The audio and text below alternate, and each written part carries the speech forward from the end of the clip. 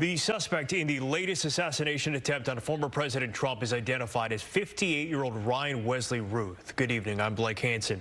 He was taken into custody alive and without incident after driving off from Trump's West Palm Beach golf course. The sheriff's office there released pictures of evidence collected at the scene: an AK-47 rifle, 2 backpacks, and a GoPro apparently set up to record the attack. Routh, according to public records, has a long criminal record, including a standoff with police in North Carolina in 2002.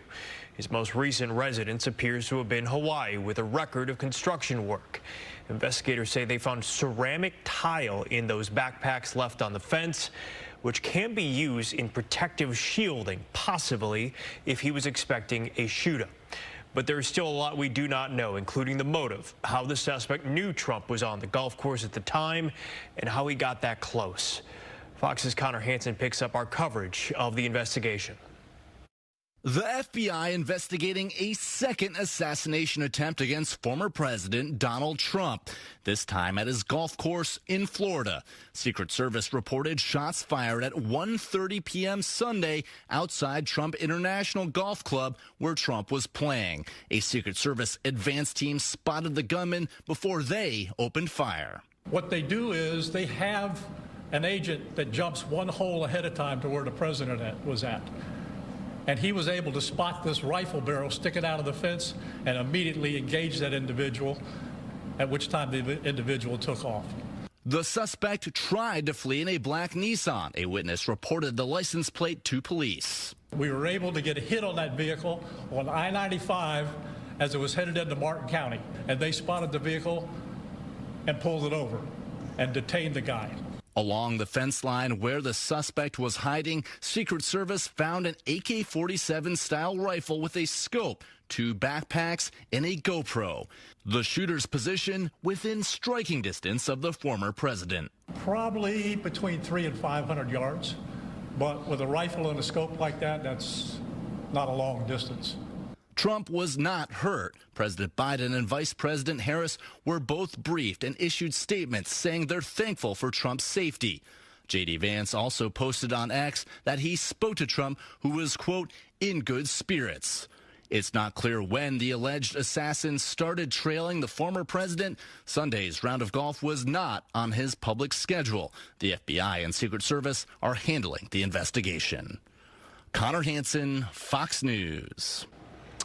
Shortly after the incident, Trump posted on his social media platform, Truth Social, "There were gunshots in my vicinity, but before rumors start spiraling out of control, I wanted you to hear this first. I am safe and well. Nothing will slow me down. I will never surrender." Trump's motorcade left the golf course late this afternoon and returned to his nearby estate at Mar-a-Lago. Vice President Kamala Harris reacted to the news of the shooting as well. In a statement to X, Harris said, "I have been briefed on reports of gunshots fired near former President Trump and his property in Florida, and I am glad he is safe. Violence has no place in America." President Biden echoed those remarks this evening and directed the Secret Service to provide every resource to protect Trump. I want to listen in now to the sheriff of Palm Beach County, Florida, explain how a private citizen helped law enforcement track down the suspect quickly. 1:30 this afternoon, call came out, shots fired. That was called in by the Secret Service. Because we're in constant contact with them all the time, we were notified of that, and we had units here that immediately sealed off the area. Fortunately, we were able to locate a witness that came to us and said, "Hey, I saw the guy running out of the bushes. He jumped into a black Nissan, and I took a picture of the vehicle and the tag," which was great. So we had that information. Our real-time crime center put it out to the license plate readers, and we were able to get a hit on that vehicle on I-95 as it was headed into Martin County. We got a hold of Martin County Sheriff's Office, alerted them, and they spotted the vehicle and pulled it over and detained the guy. After that, we took the witness that witnessed the incident, flew him up there, and he identified as the person that he saw running out of the bushes and jumped into the car. The sheriff of Martin County, Florida, where the suspect was arrested, said Routh never questioned the reason he was being pulled over and he was taken into custody without incident. It's not clear just yet if he fired any shots when the Secret Service engaged him at the golf course.